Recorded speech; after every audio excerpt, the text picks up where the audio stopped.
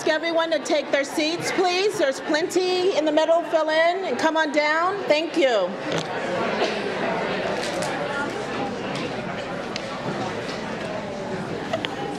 So good afternoon, everybody. My name is Sam Hoggett. I'm the Chancellor here, and it's my great pleasure to welcome you all to the Leadership Forum on Diversity and Inclusion. As you can see, I'm grappling with a little bug here, so I hope I can get through just a couple of minutes of comments. First and foremost, I would like just to thank, on behalf of the entire UCSF leadership team, many of whom are here in the audience with me today, to thank you all for your contributions and commitment to UCSF. It's your collective efforts every day that make UCSF a place of caring, learning, and discovering that ultimately helps us save lives and make the lives of the people we serve better today and for the future. I don't think it would be challenged by anyone in the audience that we are living in times of unparalleled challenges and opportunities, as well as considerable turmoil in our society. We face uncertainty in the ongoing national healthcare debate, rising economic inequality, and widening divisions along party, racial, and socioeconomic lines. Unfortunately, we are not immune to some of these larger societal challenges in our own family here at UCSF. So more than ever, we need to work together to live our pride values and our principles as a leading public university. Just Monday, when I was having breakfast with a group of students, I was reminded by one that we must not fall into the trap of assuming that just because we have and espouse our pride values, that we should not assume that that means we all are living them every day. He was absolutely right, of course. These values are aspirational, and we must commit to them anew every single day and hold each of us, leadership, every single person here at UCSF, accountable to them each and every day. I thought it would be worth, based on that comment by the student on Monday morning, just pausing here today and remind ourselves of what these pride values are. P for professionalism, to be competent, accountable, reliable, and responsible, interacting positively and collaboratively with all of our colleagues, students, patients, visitors, and partners. R for respect, to treat all others as you wish to be treated, being courteous and kind, acting with utmost consideration of others. I for integrity, to be honest, trustworthy, and ethical, always doing the right thing, without compromising the truth and being fair and sincere. D for diversity, to appreciate and celebrate differences in others, creating an environment of equity and inclusion with opportunities for everyone to reach their full potential. And E for excellence, to be dedicated, motivated, innovative, and confident, giving your best every day and encouraging and supporting others to excel in everything they do. Obviously, other words could be used to describe each of the pride values. I encourage you to contextualize them in your own environments with your own colleagues and staff, students, employees, and patients, and make them your own, and again, commit to them as I must as well every day. Now, in the face of challenges that we see around us and within our own community, let's not, however, lose sight of the remarkable work that is occurring and what we have set our sights on for the future. To support and sustain our excellence across our missions, as you know, we have launched a major comprehensive campaign for the university. It focuses on 3 themes or grand challenges: decoding life to improve health, leveraging discovery to revolutionize care, and achieving health equity. The challenge to achieve health equity for our own patients and to lead the charge around the globe for all directly aligns with our goals of promoting equity and inclusion as stated in our pride values. Our decision to put health equity as a centerpiece of our campaign is a remarkable and perhaps risky area of a focus for a fundraising campaign. It is not a sure bet or an easy path in terms of attracting philanthropic support, but we are doing it because it feels authentic to UCSF, to our values. It feels authentic to who we are, and because it feels like the right thing to do. Through various other efforts, such as Differences Matter and the Great People, Great Place initiative, we are striving to create an environment that enables you all to do your best work here at UCSF. This forum today allows us to hear directly from you about what is working and where we can do better and where we need to put more focus. In closing, I want to emphasize that UCSF would not be considered one of the nation's most renowned health science centers without your hard work and dedication. So I thank you all for what you do every single day. It is now my privilege and pleasure to introduce Renee Navarro, our Vice Chancellor for Diversity and Outreach. Renee and her team work tirelessly to address the issues of diversity and inclusion that cut across faculty, staff, students, and operational lines. And they are leading us to a future where everyone here at UCSF has the opportunity to excel. So thank you, Renee, wherever you are, there you are, and thank you to your team for the work you do every day and for putting this important forum together. Thank you.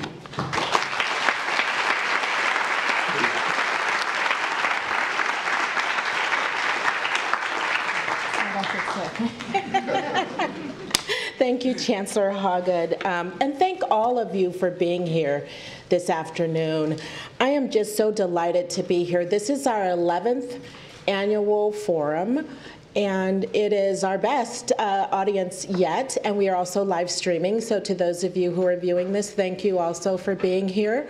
And we also have sign interpreters from our own sign interpreters service here as well for you if you need that. So with that, today's forum will be an opportunity for us to see just a snapshot of demographic data and information about programs, et cetera, that exist on campus, but then really take the time to have our distinguished panelists have an opportunity to talk with you and then answer your questions and engage in an open dialogue with those of you in the audience.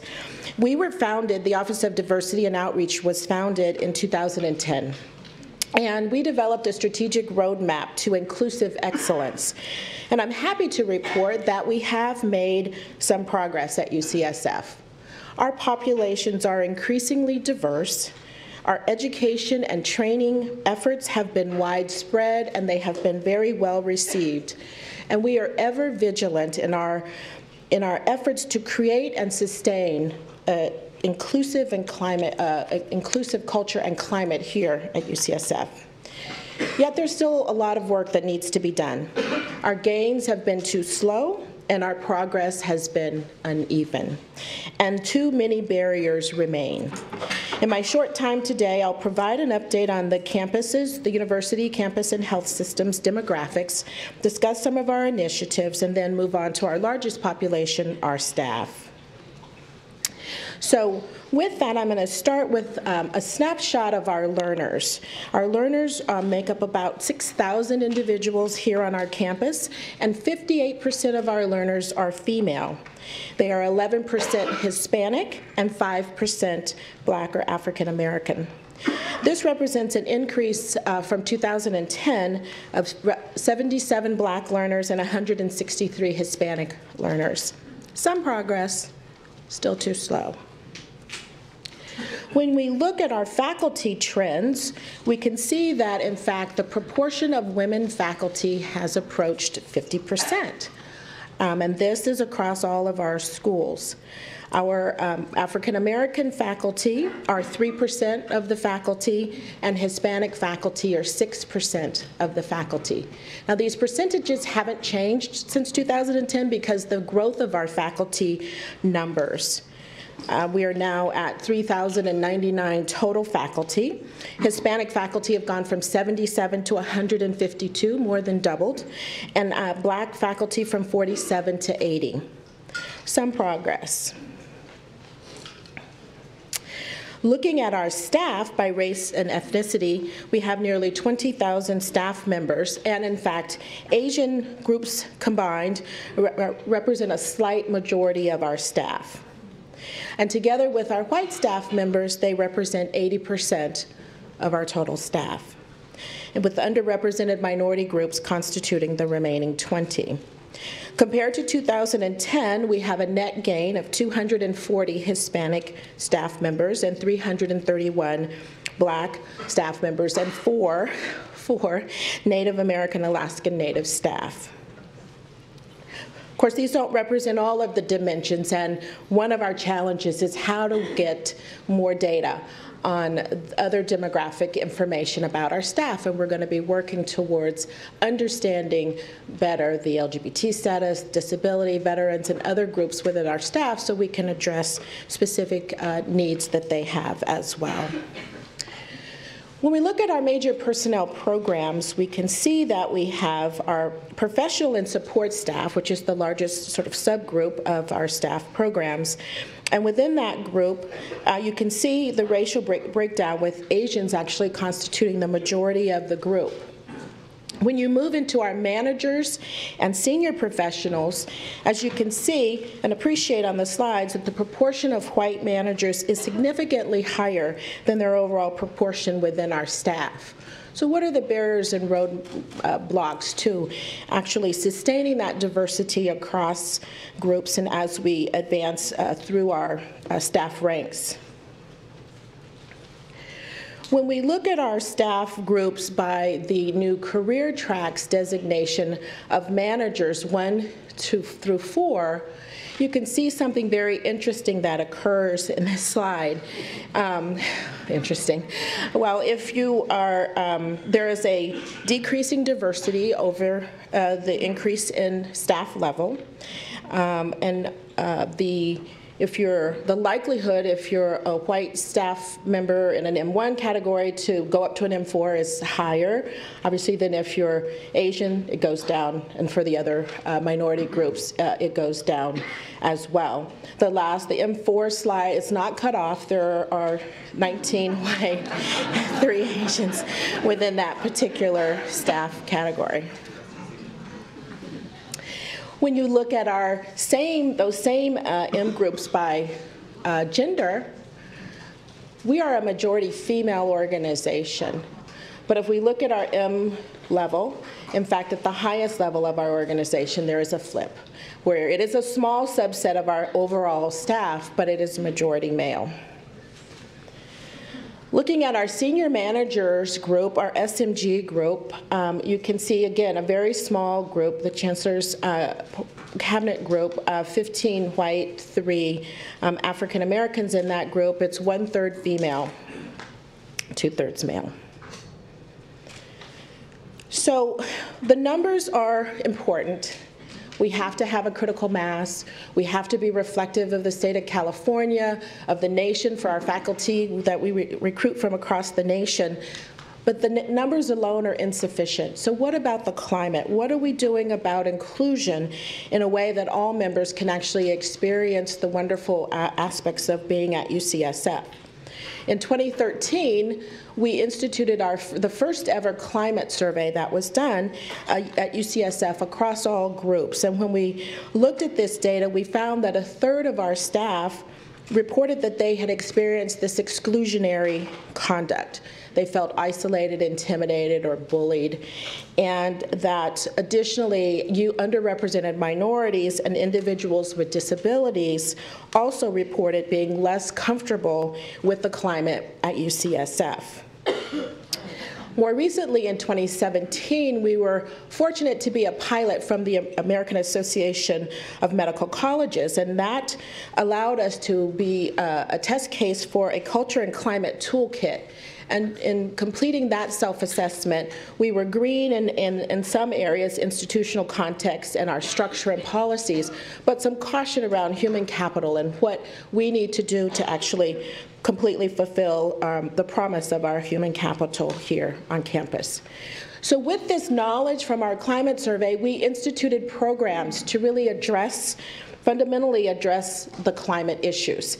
And we started off saying, well, how can we facilitate people, understanding differences and engaging and embracing differences and embracing inclusions? And we launched, first of all, the Unconscious Bias Initiative. But that has actually expanded to a number of training opportunities. Most recently, the staff certificate training program has been very well received by our staff. We have quarterly training opportunities as well. And all of these have been well received, and we've trained thousands of people on our campus. So that is moving in a positive direction for our campus. In addition to the Office of Diversity and Outreach, all of our schools are engaged in these activities and are partnering with us. So we're working collaboratively across our schools, across the health system. Two examples of school-based initiatives include the Differences Matter initiative in the School of Medicine, launched 2 years ago. And one significant component of that is the goal to do faculty champion training. To train our faculty, their goal is to train 1,000 faculty by the end of this calendar year. There are well over 400 faculty have been trained to date. The School of Nursing has the longest standing training with the DIVA Committee, Diversity and Action Committee, and they train all of their faculty who are teaching their students through this DIVA program. And I'm really pleased that, in fact, the Office of the President, I've been working with them, and they have recently launched through the UC Managing Implicit Bias series, which is an online series through our own learning and development platform that all of our staff can take advantage of this online learning opportunity. So in addition, the staff reported that they needed to understand what are the resources, what's available to them. And so we worked with our staff subcommittee of the 4CI committee, and they came up with the idea of having a staff resource day. And we have held 2 staff resource days to date, and they have been incredibly well received by our staff. And we're pleased that on June the 12th, we will be hosting here on the Parnassus campus our 3rd Staff Resource Day activity. In addition, we brought in other programs that foster climate of inclusion by, in fact, having through our resource centers, team building, group identity building activities that allow for staff through their employee resource groups, through their staff association groups to engage in activities together to build visibility for them, to build cohesion so that you don't feel like you're alone, even if you happen to be alone in your particular unit, division, et cetera. There is, in fact, a critical mass when you can bring people together from across the institution. And we've also started doing some professional development activities as a part of these groups. So there is a campus committee that is co-chaired by myself and the Provost Dan Lowenstein, and it's the Council on Culture, Climate, and Inclusion. And we really expanded that this year to make sure that, in fact, our employee resource groups have a voice and be a component of that, those campus conversations as well. So the Black Caucus, the Chicano Latino Campus Association, the Asian Pacific American System-Wide Alliance were added. In addition, the Committee on Disability, Status of Women, LGBT issues are also at the table and a part of those conversations. So this is a broad platform for us to engage and learn from each other, share best or promising practices across the campus. So with that, we have our UCSF's Black Caucus. And UCSF, the Black Caucus, is celebrating their 50th anniversary this year. And it is the longest standing employee group across the entire UC system. It's under the leadership currently, yes.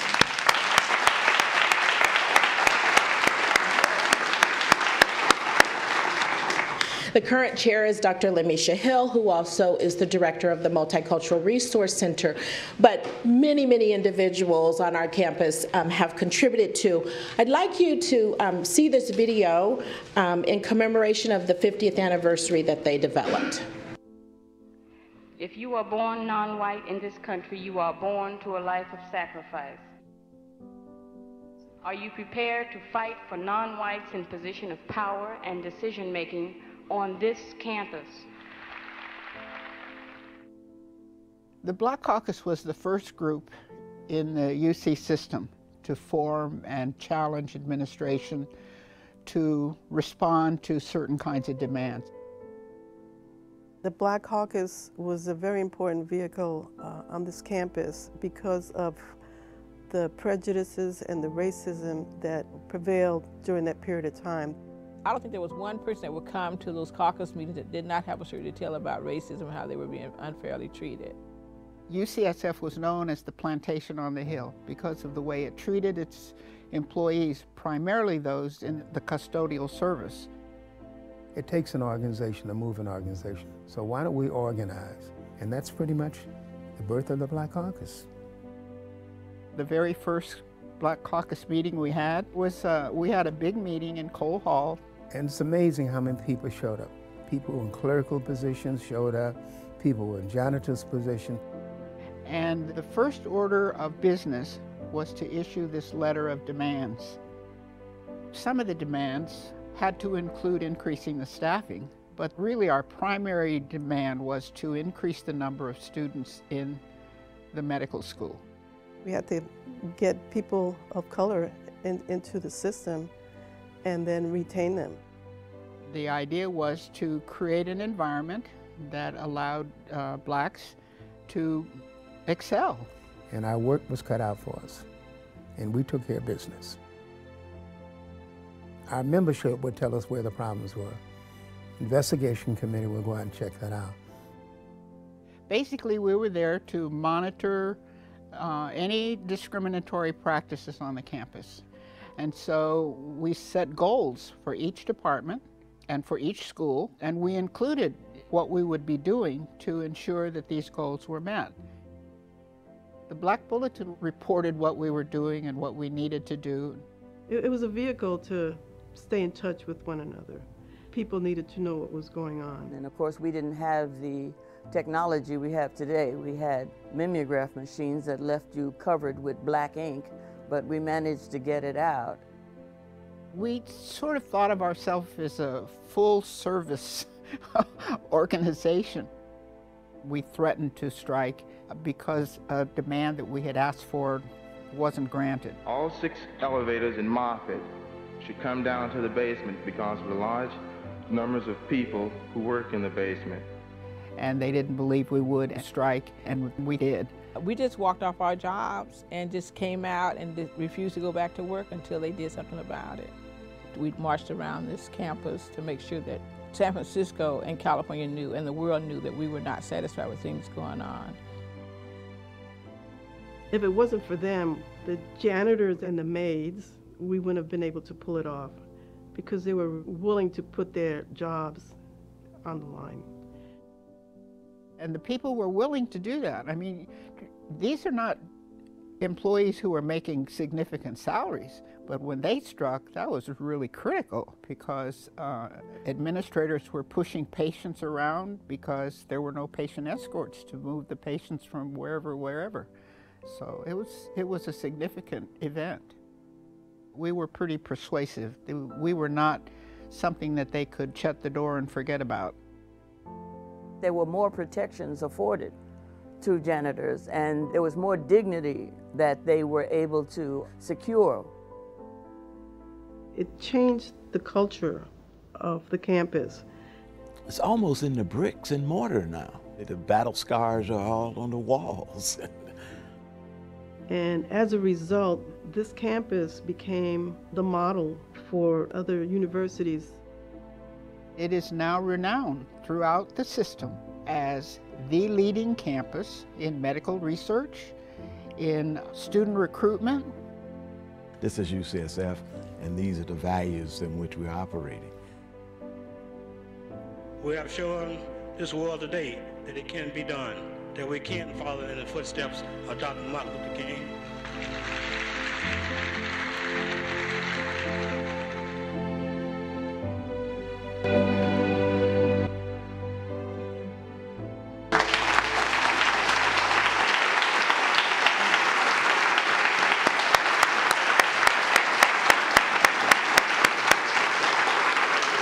Some of the pioneers here with us, Dr. Watson, Elba, Crystal Morris, others. Please stand and let's just acknowledge you again. I know I stand on your shoulders. Other members of the Black Caucus, please stand. Other members of the Black Caucus. Anisha, thank you.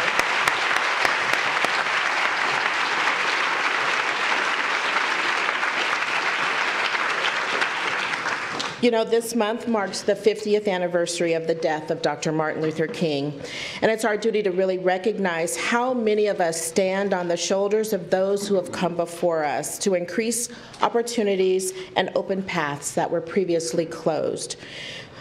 And with that, I'd like to welcome to our stage now our moderator, Roger Mohammed. Roger is the Director of Operations within the UCSF's Vice Dean's Office at Zuckerberg San Francisco General Hospital. Thank you for moderating, Roger. You can bring the panel up and come on up. Thank you.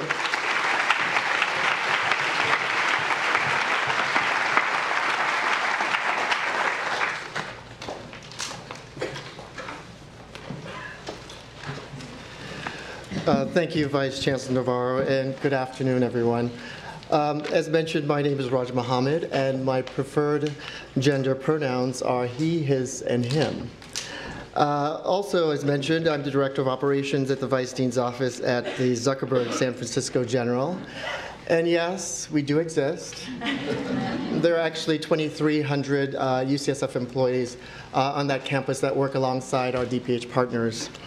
I've been with UCSF for a little over 7 years, all at the General. And during that time, I've been provided many opportunities and have had excellent mentorship. And it's allowed me to grow professionally and really advance my career as a UCSF staff member. I work at a campus, as most of you know, that we serve the underserved population of San Francisco.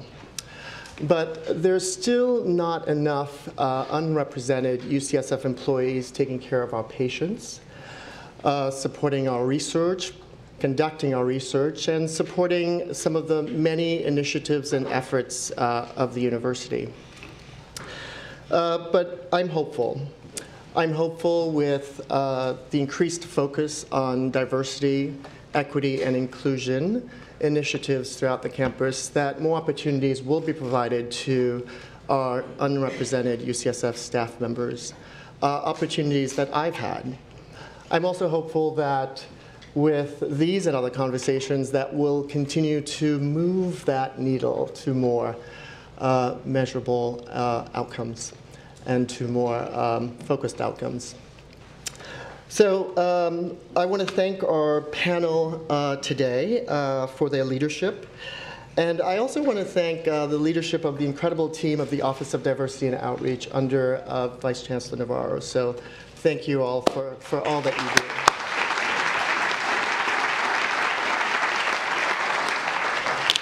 I want to thank also our UCSF community that's joining us via live stream, and of course a special shout out to my campus, CSFG. So thank you for joining us.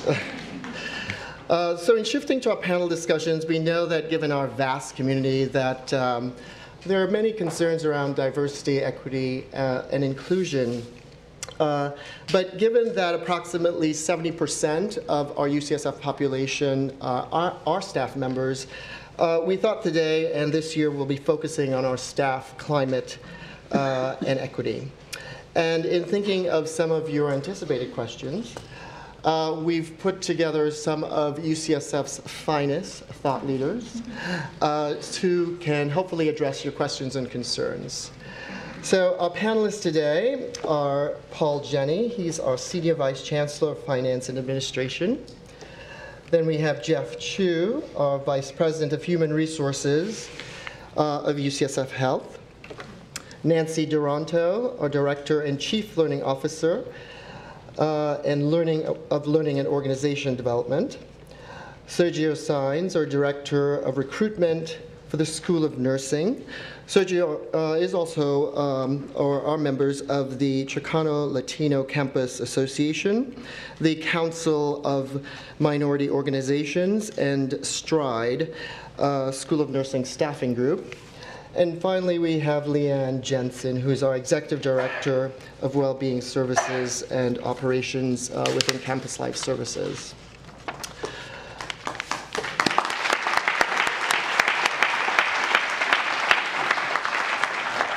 So each of our panelists will provide a short presentation, and some of those themes would include ongoing initiatives, common challenges and opportunities for staff, available training opportunities.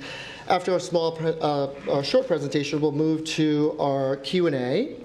And again, just acknowledging the audience that's live streamed for Q&A, you'll have an opportunity to submit your questions via the diversityoutreach@ucsf.edu. So with that, Paul, would you like to start us off? Sure. Good afternoon. My name is Paul Jenny, Senior Vice Chancellor of Finance and Administration. It's a little hard to follow that amazingly aspirational, inspirational video, but I'll do my best. So I've been at UC for about just going on 2 years. And one of the things that really attracted me about UC was its commitment, as articulated in Pride, the various committees and initiatives that Renee talked about, and its overall commitment to inclusion and diversity. And in fact, when I first arrived here and was doing my search process or in interviews and meeting with the committed leadership we have in this, certainly Renee, Dr. Navarro, Chancellor Hoggood, and Provost Lowenstein, the very first question Dan asked me in my interview process was with respect to diversity, and if I could articulate examples of diversity or inclusion initiatives I put forward at my previous experience at the University of Washington. And it struck me and it resonated with me that having that be one of the leading questions really confirmed why this was such an important opportunity for me and a chance to join this amazing committee or community. So I arrived here in July 1st of 2016, and if we recall, July of 2016 was a very difficult time in this country. We had horrible killings in St. Paul, in Baton Rouge, in Dallas.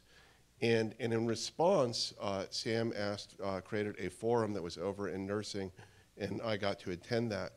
And it just reminded me why this was such an amazing community, that there was these frank, honest, difficult conversations that we had with one another in that room.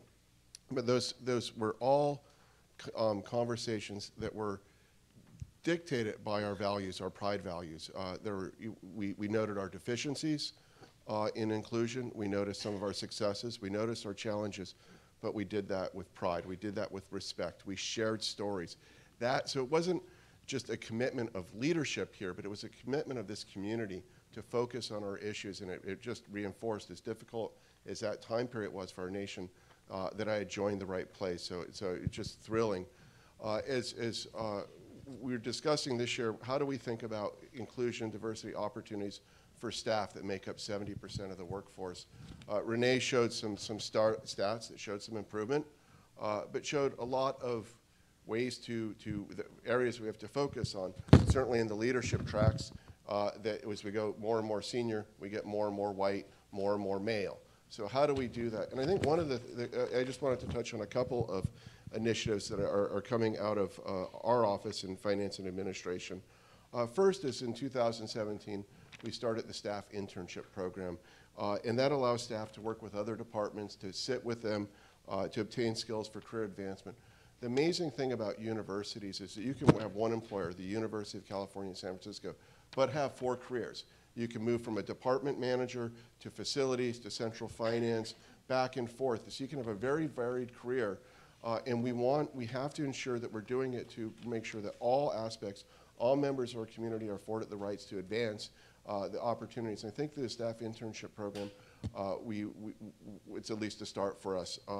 Others, as a community leader, not just for ourselves, but within the city and county of San Francisco, we have a responsibility to help our community. And we are doing some beginning work led by Howard Penderhughes and Wiley Louis how do we become an anchor institute?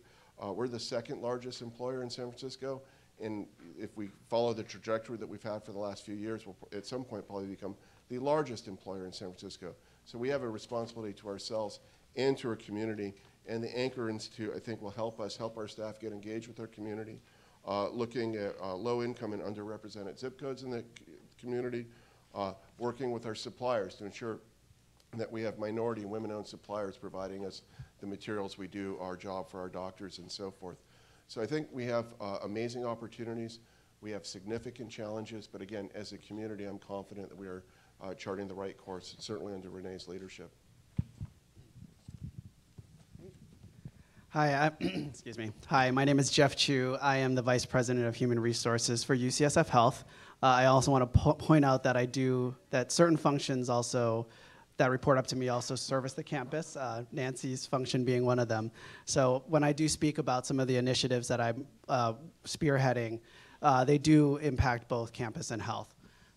So I wanted to share a little bit about what is behind what drives me to do some of this work at UCSF. And it starts a little bit with my story. I've been with UCSF for 19 years now. I just hit my 19-year anniversary in January. I started as a temp through Kelly Services in 1998 and have stayed in HR pretty much the entire time, my full 19 years.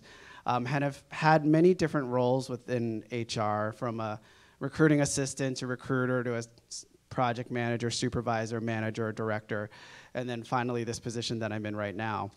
And I have to say, in reflecting on this, reflecting on coming here and speaking, one of the things that was really impactful for me to think was when I first started here. I had moved from New Jersey in a very predominantly white neighborhood, and went to university, and I was one of the very few Asians that were in the area. In my high school, I think I was only one of two, and I'm an openly gay man, and coming to San Francisco was the purpose that I came here, was to be among the community. So when I walked through the door, I had a whole set of expectations of what I would face here, and it's not what actually happened. What actually happened was a career that I feel is so fortunate. I feel like I've been so fortunate here that the opportunities have been there for me, or that I've been able to find those opportunities so that I could advance within this organization. And I think what's most important to me is that I've always felt that this place is inclusive, and now that being Asian is we're the majority now, but it certainly wasn't what I grew up to expect, and so I guess I want to point that out, that this is important to me, because this experience that I have, or that I am having, is not necessarily the experience that everyone in this organization has. And I really, truly recognize that the opportunities don't always feel like they're there, or people don't feel included. And that's a critical piece of awareness that drives my role. And in the role that I'm in right now, as the head of HR for UCSF Health, I have a responsibility. I didn't get the 1 minute.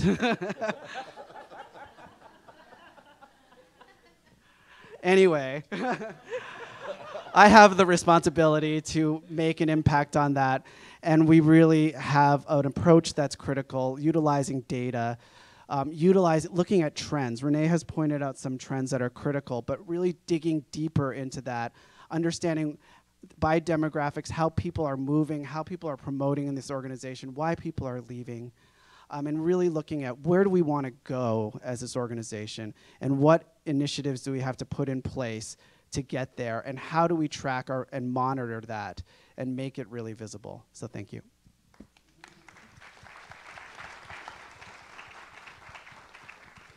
Good afternoon, everyone. Can you hear me? Okay, it's close enough. I am delighted to be here and honored, because I know that just by sitting here, I am defying the odds. as was illustrated in the data that we just saw that Dr. Navarro showed. I am a female African American and leader who is engaged, who feels very valued. I feel respected, and I feel like I'm able to contribute my best. And I know that's not the norm, and nor has it been the norm throughout my 25+ year career where I've been. I also know from the data that we're looking at and what we hear that that's not the norm everywhere at UCSF as well. And so one of the things that I'm really thrilled about is that I have support everywhere, which is why I'm able to be engaged. I have an amazing boss who supports me. I have another amazing boss that I see out there, Jenny Schreiber, who's the head of campus, as well as a fabulous team. I see some of the members here, CJ Frosch, Kelly Anglem. I don't know anyone else you can stand. But we wouldn't be able to do the work that we're doing without the team. So I feel completely supported by the team, my bosses, my colleagues, great partnerships.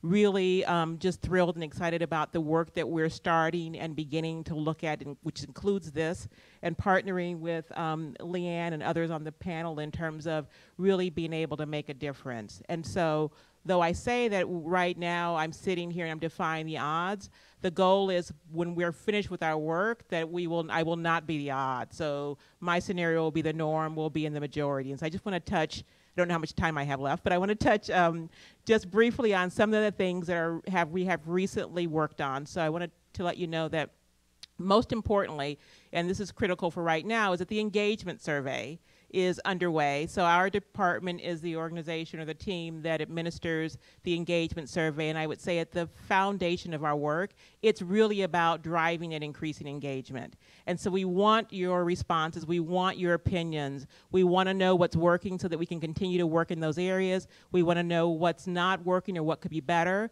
so that we can work to change some of those things.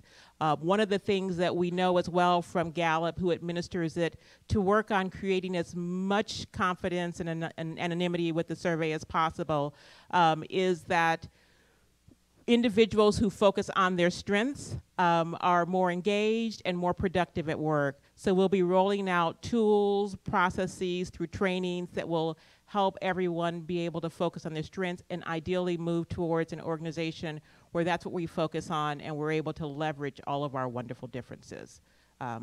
So that's one tool. Another tool is the My UC Career. You'll see it in the program that you have, a link to it. Just to give a real highlight, it's a phenomenal tool. It helps with career development.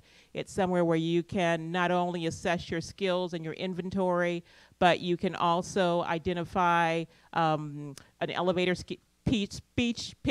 elevator pitch, basically. It helps you walk through that. It also will allow you to develop your own resume. It's got, if you have a camera on your computer, it will actually videotape you as you're practicing interviewing. And it connects to all the jobs in the UC system so you can see what's out there and available. So it's a great resource. We were able to leverage that from the UC system, and thank you.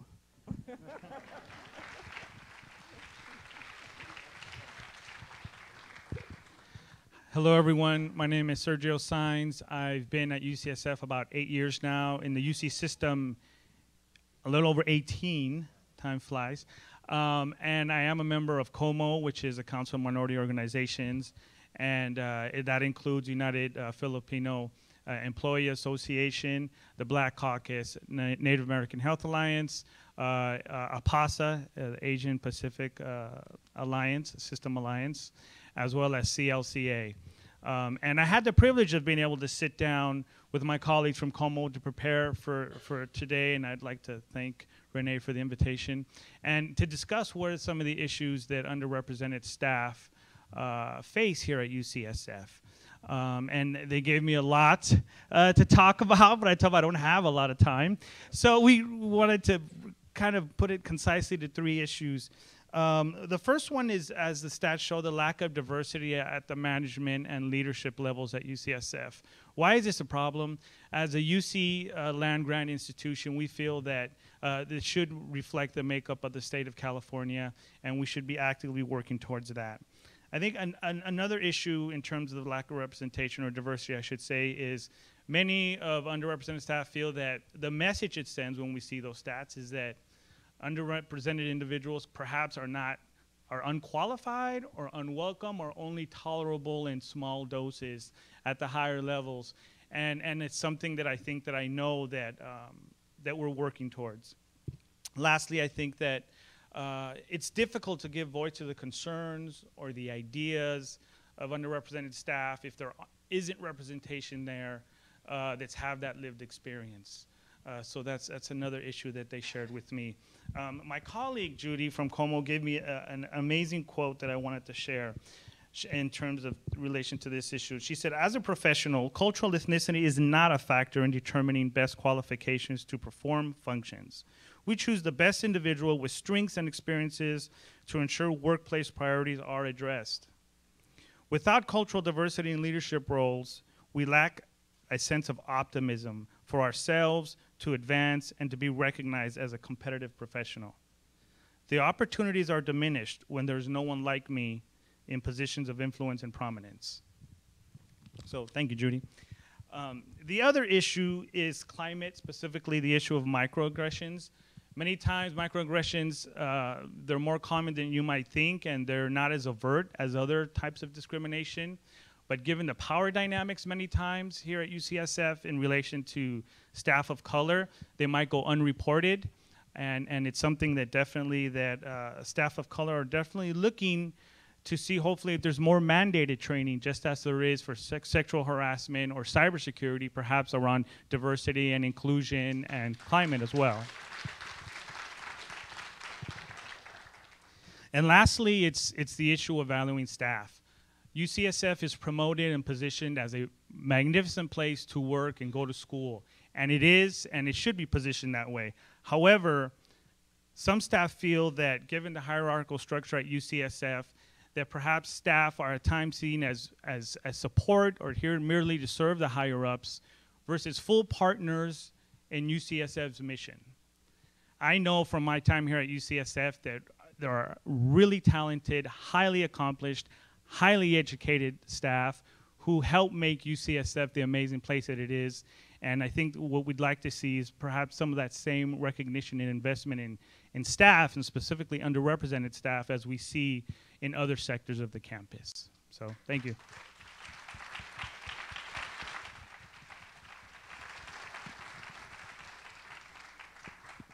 Hello, everybody. My name is Leanne Jensen. I'm the executive director of an area called Wellbeing Services and Operations in Campus Life Services. And when I planned what I was going to talk about today, I actually wasn't going to talk about myself. But as I'm sitting here thinking about what everybody has said, I think it's really important that we declare a little bit about who we are and what drives us. And I am an out lesbian woman, and I've been here for 15 years, and I've had a great experience at UCSF, and like some of my colleagues that sit here, you know, what drives me every day is that everybody has a more consistent experience or an equal experience at UCSF.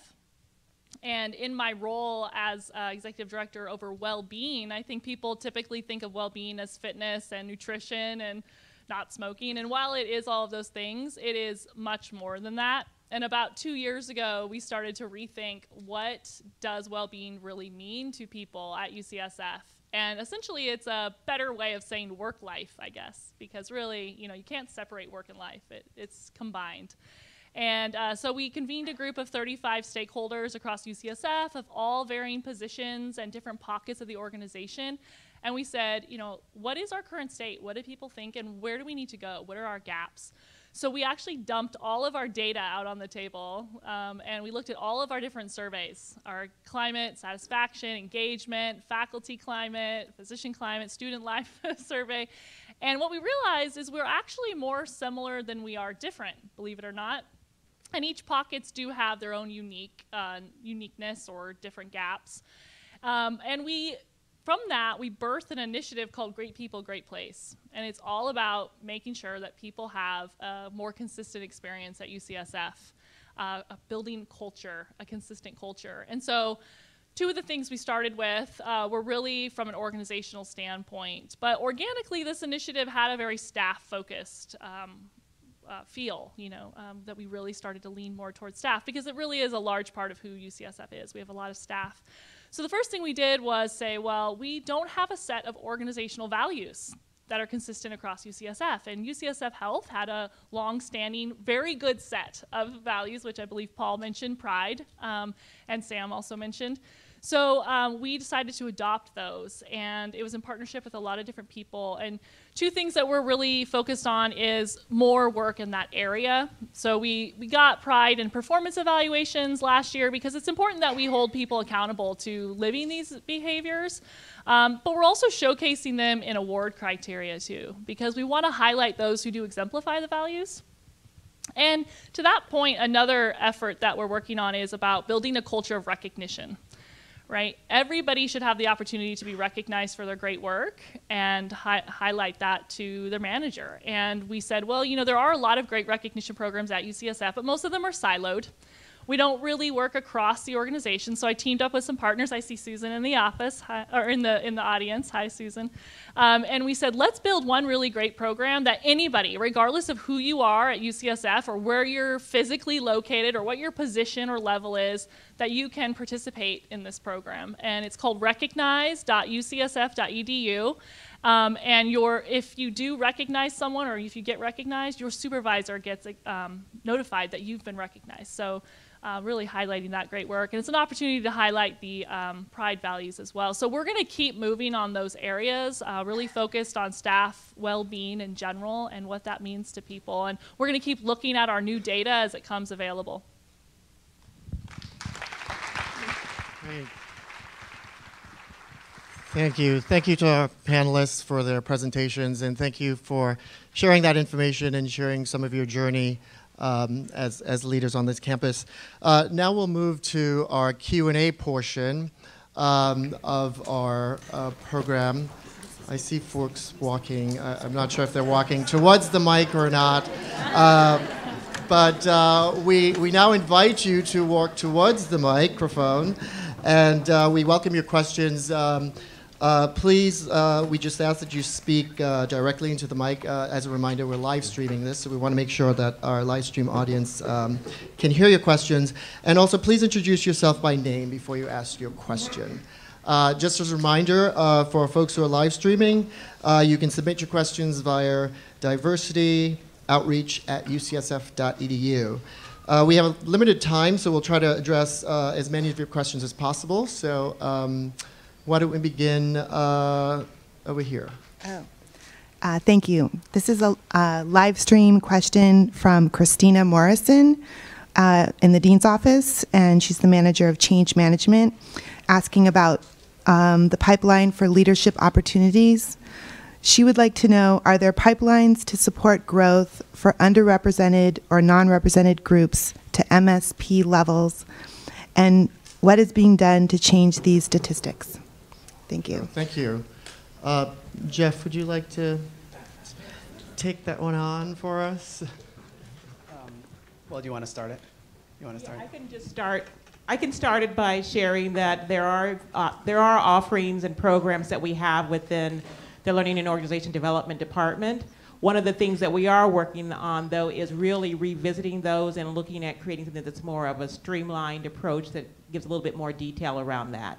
So in particular, what I'll just speak with, at different levels, we have programs around development. And so we have the professional staff development program that is really for, I'd say, individual contributors, and it's around the professional competencies that are important here at UCSF. We have another program called Leading the Front Line for managers. We will be introducing and rolling out, it was here before, but we're reintroducing a program called Management Development Program that is also affiliated with the Office of the President's program, and it would enable you to go to the People Management Conference that Dr. Navarro spoke about earlier. So we have a number of different programs, and what we're doing right now is looking at all those to create something that shows what is the level. We're also partnering, as well as I would say, with the Office of the President and system-wide talent management around looking at how do we, perhaps down the road, not immediately, but how do we leverage competencies and career tracks so that we can make that also more obvious. So we have it in the horizon, but that's what's going on right now. Thank you. I think you covered it. The only other thing I was going to say is that with the onset of career tracks, you can look at your job family, and the MSP and the PSS are all within the family. and you can really see what the competencies are to get to the next level, that's an MSP level. And what we're working on with Nancy is really to identify what would those tracks to develop people to from one level of career tracks into the next. Thank you. Great, thank you. Thank you. Thank you, panel. For my question, I would say you are the dream team to be able to answer this question. And thank you for being here. We'll do our best. My question is about a comment that was made regarding mandatory training for unconscious bias, but we could broaden that to any kind of exclusionary behavior, stereotyping, or other kinds of dynamics in the whole in our whole existence in diversity. So my question is to the panel. Again, thank you for your very informative and inspirational comments that you made. My question is, what do you see as the barriers to us instituting a mandatory training for staff, and also in respect to the staff, the focus on staff today, but also faculty and students in the dimensions of diversity, in the dimensions of exclusionary behavior, stereotyping, and the like? So what would you say are the barriers to us actually implementing this mandatory training? Well, I don't know. Sorry.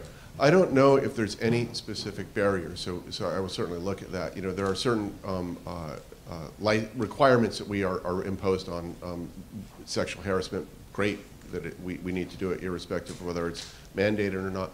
But I don't, off the top of my head, know of any barriers to that training. So we certainly have to explore it. But if I could expand a little bit, one of the things we have to work on is what do we do after the training? How do we make sure that it's not sit at the computer 2 hours, get your training? How do we make the training an integral part of our day-to-day interactions? And that's where I think the mandate needs to come on all of us. I mean, to your question, it's a good one. Again, I don't know the answer. Maybe Jeff does. But I think what we have to do with all of our training is how do we incorporate that to the day-to-day decision-making that we're doing. But you're absolutely right. That's something we have to focus on. I don't believe there's any particular barrier to implement this either. There's processes that have to go in place to implement any type of mandatory training. And there are there's a lot of interest in having mandatory training, so it has to be factored in about all the other demands and other priorities that are existing across the university. A good deal of those decisions are made at the Office of the President level too, on what becomes what we have to implement across the system as a mandatory training. But I agree with Paul that a mandatory training is one piece of a larger set of solutions that we would want to place. That a training is one thing. And then if you have lots of people taking lots of different types of training that are mandatory, the question is how impactful is it? So it really has to be something very thought out in terms of a larger response to something such as bias. Thank you both. Sergio, you alluded to that particular topic in your presentation. Would you mind sharing some additional thoughts?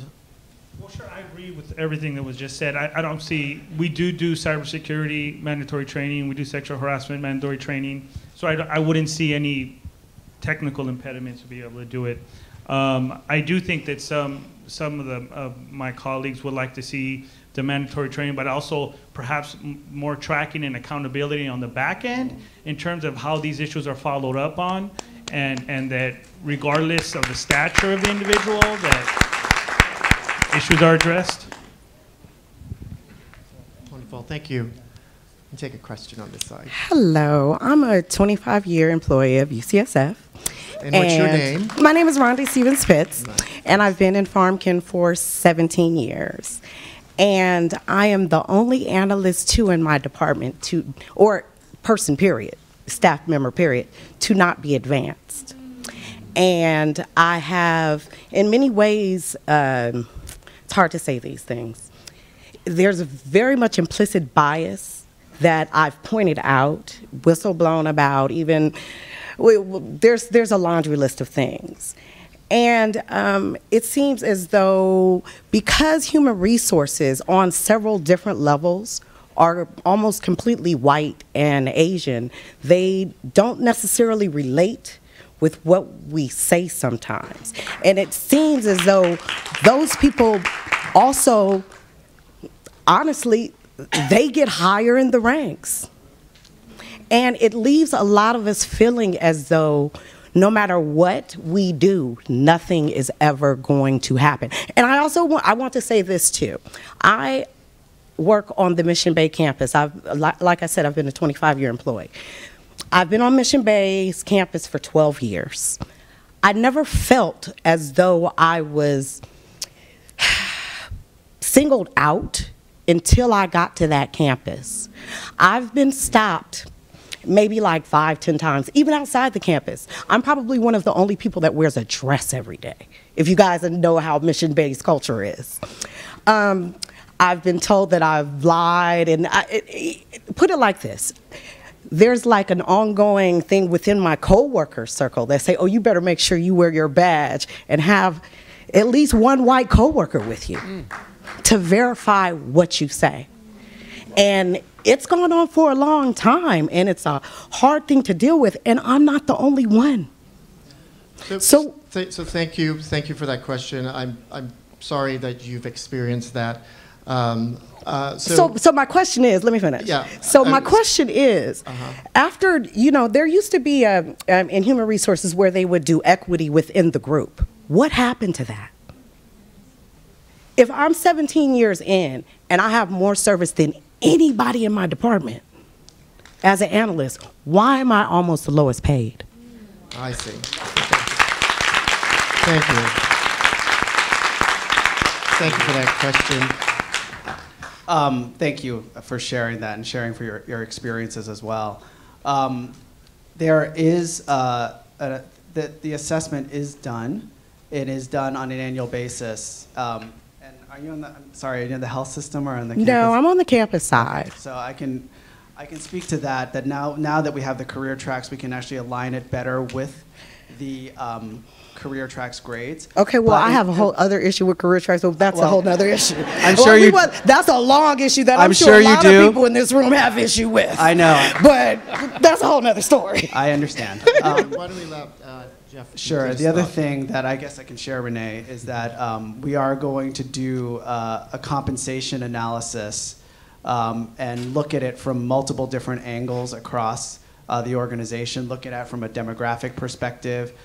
So that work is in progress right now. So how long is that going to take? Because it feels as though we are not valued. I understand. I hear you.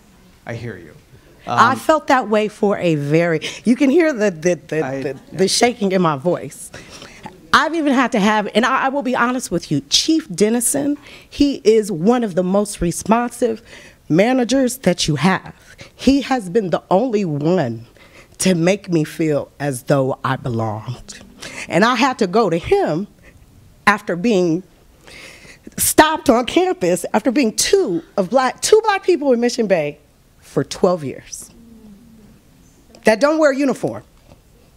Sure. I just want to, right now, I feel your pain is what I want to say. As an African American, as I said, I'm sitting here and I'm starting to get emotional as well with you. So, what I want to also say with that is one of the reasons why I said I'm engaged is because I would say right now in my role and working with Jeff and Renee and our team, we are specifically looking at these issues in terms of what can we do to create more, I'm going to say, equality, equity across the demographics so there's not that disparity. I know, unfortunately, it's not going to happen overnight, but I haven't seen this and I've been in HR and I've been in leadership development for a while. I haven't seen this emphasis and this level of focus anywhere else that I've been. So I'm encouraged by that. I think what Jeff is talking about, it's something may happen from that.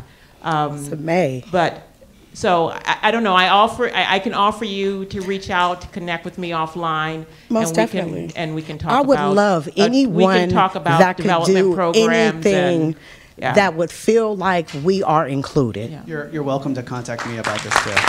Thank you.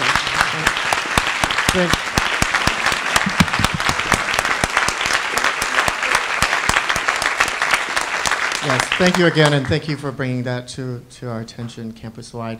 Why don't we take the next question? Well, hello there. My name is Angel Max Guerrero, and I have the honor of presenting the second live stream question. How can we get HR to unblind ethnicity data when sending us resumes? This information is not blinded for faculty recruitments. That's an HR question. I have a theme here. It's a good question that I don't actually have a great answer for right now. This has been a long-standing practice to not put the ethnicity into the as information to our hiring managers, so that hiring managers can make the decision based on the best qualified candidate for the role. I understand that there's certainly evidence out there that even without the ethnicity being shared, that the ethnicity can be assumed based on either the name or based on affiliations that are in the resume. And there's evidence already based on that there's bias that happens because of that. So it's a complicated situation, and we'd have to really look at what is the value of doing that, and what is the risk of doing that, and is it going to really get us to where we want to be? So I think it's a good question, and it definitely requires some deep thinking to see whether that's the right thing to do. Thank you. Thank you. Hi, my name is Mike Shembri. Thank you for doing the panel. It's really important what you're doing, and it's great to see this every year repeated.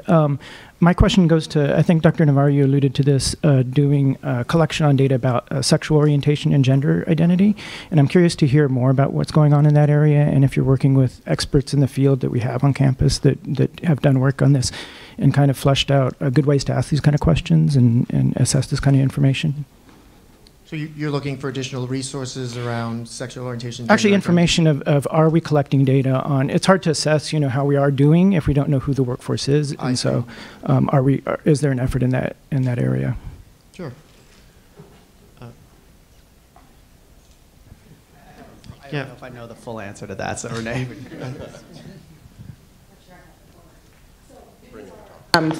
Certainly for our learners, we're in the process for some of the professional schools to collect these data, and we have been, I think, in the School of Medicine for a while, and yes, we have the expertise of our faculty members on how to ask questions about gender identity. We also have a new law that we're looking at that'll have to go into effect about choosing gender X as an option, and how do we actually change our HR forms in order to meet the requirements of that new regulation. So there is a work group happening at the Office of the President that we're engaged with those conversations. On general staff data, it is not an Office of the Federal Contract Compliance, it's not an OFCCP requirement yet that we track all of that data, so we don't have a systematic way yet of doing so. We've introduced it onto the patient platforms with the health system, but it is coming, it's just not coming immediately. We know from our climate survey data, we have some ideas about the percentage of our population that identify as LGBTQ, and it's upwards of 16% of our population. And they experience the climate actually better than other identity groups on campus, and we'll be repeating the climate survey where we hope to get good demographic information about all of our group identities. But is there interest in doing that for staff in general, just to be able to track, promotion and retention and that kind of thing? I would say that the interest is definitely there. We recognize that there is a gap. We collect some of this data in Gallup as well. The Gallup survey also asks that demographic, so we can see if there's variances across demographic groups in regards to engagement. But we definitely recognize that in our employee databases that this is a gap. The one area that we're looking to focus on right now is around collecting data around people with disabilities. There is a requirement around that, and we don't have a rigorous enough process to collect that data. So that is one of our priorities right now, but it is a known and identified gap that we don't collect that data that you're referencing. Thanks.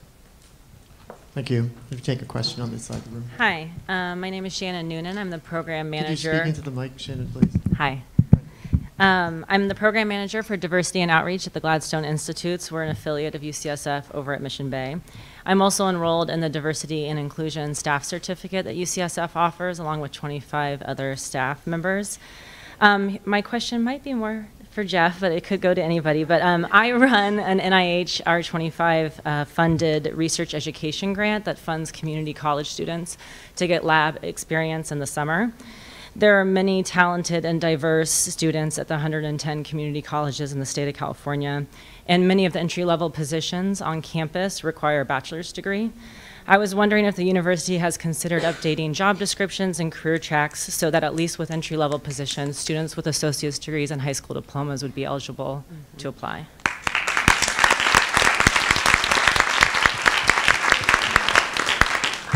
Yeah, and I guess I'd be curious to know, and it'd be interesting to actually connect, because one of the approaches that we have had is that the entry-level positions typically should not have the requirement without the caveat of experience or equivalent experience. Mm-hmm. So I'd be curious to understand. I'm sure that many of you have seen that, but I know that in the HR leadership world, we have already made it clear that that these roles should have the equivalency to allow people to be considered. Yeah, I've seen the research coordinator series says high school diploma or equivalent, but for lab assistant and research associate, it still says bachelor's degree, and I just don't know if it's necessary. Okay. I don't know, Jenny, are you notating that? Oh, notated. I'll connect with you. Yeah, okay, thanks. Thank you. Thank you. You have a question on this. Hi, good afternoon. My name is Rana Barar. I'm a project director at Advancing New Standards in Reproductive Health, which is part of the Bixby Center. We're over in Oakland, actually. And I wanted to build on the earlier question about mandated training. While I completely agree with all of you that it's not an end, that it's a starting point, and maybe not even that, I think that one of the things that happens with the sexual harassment training and even the cybersecurity training is that it sparks conversation, mostly because we make fun of it, but that is conversation, and that gets people talking about those issues and the issues they raise. And so I wanted to ask, I think probably Nancy, whether there's any conversation about including diversity, microaggression, bias content in any of the trainings that exist for managers. There are some, and people do them. And I would think that that would be a very natural place to start, putting some of that content in there and making sure that some people at least are getting it on a regular basis until we can get to the point where we do have mandated training. The mandate, it creates a level of importance for that content, and it elevates it that this is something that the university requires of all people who are here at the university. And I agree it's not going to solve all of our problems, but it does create conversation, and it does create a level of importance. Thank you for that. Thank you for that question, and I would say yes, we're exploring what the programs will look like. We've actually been in conversation with the School of Nursing's DIVA's program. They have a HEALS program. So we've looked at that, and we're considering how we might roll that out, if we could roll it out, if we have the capacities or the resources. But inclusion, implicit bias is something that absolutely needs to be a part of our curriculum, I would say. In the leadership development programs that we offer. And as Dr. Navarro shared at the very beginning, we did just recently launch the Managing Implicit Bias series for the OP program.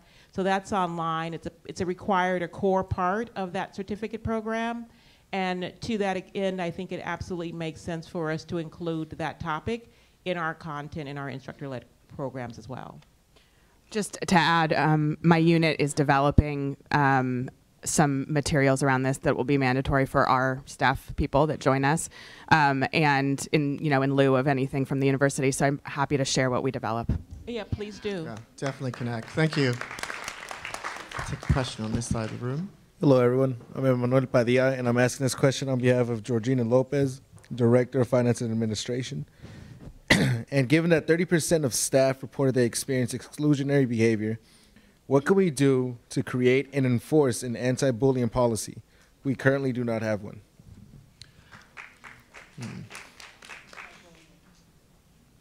Sergio? I was going to see if anyone was going to jump at that one. No, this has been noted that we don't have a specific policy that's around bullying. The analysis that we're looking at right now is whether this is covered in a number of other either policies that are the Office of the President policies or local policies around bullying, or whether it's implied in our code of conduct. So there is this analysis to see if it's already there, and whether we need a new policy around that, or whether we need a training, more of a specific training around that. But it is being discussed. We're discussing it with the Ombuds office too, and I'm not sure if the Ombuds office is out there, but it is certainly in discussions. Thank you. Thank you. Question on this. Hi, my name is Sarah Juist, and I'm with the Department of Urology. And being an outsider, it's very hard to get into UCSF. I can attest that the only way that I got in was because I knew someone. And almost every year, I'm asked to take on a student summer intern who's related in some way to the wealthy and the connected. The interns come in 3 to 4 days a week for a month, and I teach them how to use a copy machine, how to write a business letter, enter information into databases, and show them the inside workings of a hospital. They get school credits, some business knowledge, something to put on their resume, but most importantly, they get to envision what a career looks like. It's a lot of extra work on my part, and I'm happy to do it. But you know what? These kids are going to be successful on their own no matter what. For the hours that I put in for them, I'm not making a real difference in their lives. Their paths were cleared at birth for wealth and health. I always ask myself why in my 15 years here at UCSF, I've only had 2 opportunities to help kids from lower socioeconomic classes, both of which were encouraged by our wonderful department chair. For this group, what I can teach them might mean an opportunity to break a cycle of poverty. Here I know I made a difference. At its mission, UCSF is devoted at every level to serving the public. So who is this public? We have to look no further than our backyards. At Mission Bay, it's the proximity to Potrero Hill housing, the Mission, and Bayview Hunters Point. And between Parnassus and Mount Zion, along one corridor is the Western Addition. So close yet so far. Why aren't there more powerful connections to help train some of these members? These kids need to start dreaming at a young age. And now, with this ridiculous new policy that we can't bring in volunteers that are under the age of 18, this gets us further away from making any kind of a difference. It's going to be a lot of work, and I think it needs to be mandated at the department level, on the academic side, and on the clinic level and the medical center side. For a small stipend and the investment of a willing mentor, we can begin to make a little dent in the lives of some, but we'll be making an enormous dent in proving that we are indeed devoted at every level to serving the public. And I guess I just wanted to comment.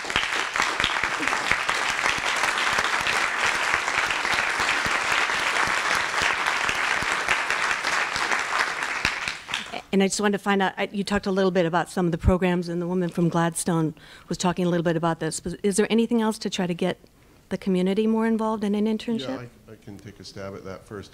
That's exactly what we're talking about with respect to being an anchor institute. We have, it's part of our mission, as Sam mentioned in his opening remarks, as part of the capital campaign, is looking at population health inequities.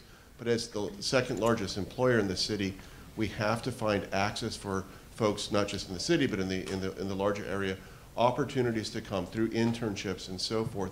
I can't speak specifically to the restriction on under 18. I wasn't aware of that.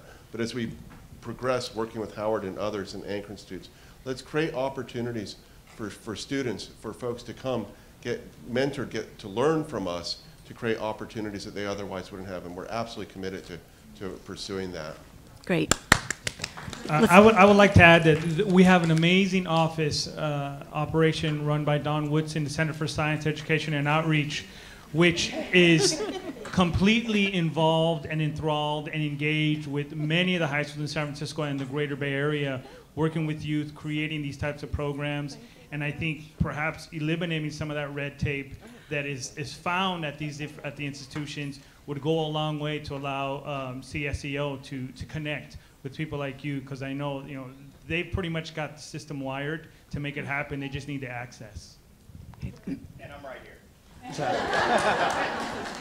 The one last thing I want to share is that we have an established program called the Excel program. I don't know if you're familiar with it, but we bring in 40, and there might be some Excel graduates here, but it's a program that brings in 40 interns that are specifically selected throughout the San Francisco community, and those communities, it's specifically targeted for those who either had long-term unemployment or on some form of public assistance. And we bring them in after about, I can't remember, someone out there may remember how many weeks of didactic training. That's 6 weeks of didactic training, and then we offer them 4-month internships here at UCSF that are paid. And I can say that there's, out of the 100 people that are in my department, there's 6 former interns that are career employees right now. That's great to hear. Thank you. Thank you. Question on this side of the room. Hello, everyone.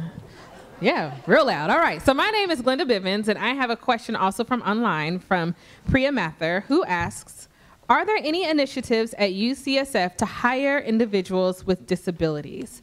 Is it possible to have more training for people with disabilities so that they can be hired? Or is there a way to partner with school districts so that students who have disabilities, so maybe like autism or other disabilities, can intern at UCSF and be supported throughout their journeys? Yeah, I mean, do you have a, well, okay. But yes. We, there is also from the Office of the Federal Compliance Programs, and we mentioned the requirements just because that they're there, not necessarily because that we wouldn't be doing this if it wasn't there. But we have a requirement to do outreach and recruit people with disabilities. And we do outreach to those communities to try to make them aware of opportunities that are existing. But one of the big gaps that we have is tracking the data to see how big of a population we have here. And that's one of the big things that we're trying to focus on, is to really pulse the organization and see how large the population is here at UCSF. I think the question also had a training component to it as well. Yes. And so for that, I would appreciate knowing more specifics around what specifically they're looking for in terms of training for disabilities. Because I would say I know for many of our online programs or our compliance-related training, we do develop those with that intention in mind, but if we're missing something, we definitely want to know that. So I would say to reach out to our department and let us know if there's a specific need that's not being met around that, so we have one to address that if possible. Hi. Great. Thank you. I'm sorry, but we're almost out of time. Okay. So we just have a couple more announcements as we're being live streamed. So is it? Well, it wasn't really a question. It was just a suggestion. A quick, yeah. Just when we are doing our training on inclusion and diversity and all of those buzzwords that go with that, a lot of time the hostility is not just directed towards gay, lesbian, transgender. Sometimes it's directed towards people that don't believe in that or have a different belief. So if we could maybe talk about that or include that as well when we are talking about training and biases and microaggression, that is not just directed at that group of people, it's directed at others as well. Thank you. That's certainly the goal. Thank you so much. Join me in thanking this amazing panel. You've been wonderful. Thank you so much.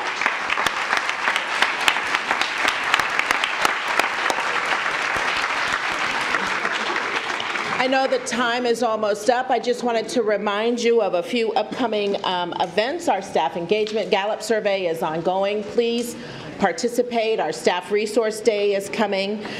We have diversity awards, so we want to honor and recognize people who are doing this great work on campus, so please nominate your colleagues for those, and seek to participate in our Staff Diversity Certificate Program. It's an opportunity for you to be a leader and an ambassador in these areas as well. I can't stop without actually thanking the members of the Office of Diversity and Outreach.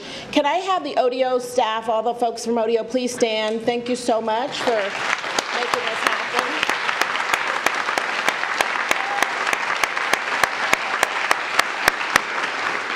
You know, it takes a village, and so with our colleagues as well, we're really honored and pleased to have all of you working with us. We've developed a guide. Hopefully you pick this up. It's a staff resource guide. It's just our first draft of this. Please take a look at it. We've tried to curate the opportunities for our staff. This has been an amazingly engaged conversation. I really thank you for your honesty, your frankness, for being here with us. And my charge to each of you is to go out and live inclusively and be mindful and thoughtful of how you interact with each other. And so thank you so much. There's dessert out there and t-shirts for all of you. So thanks so much. It's good.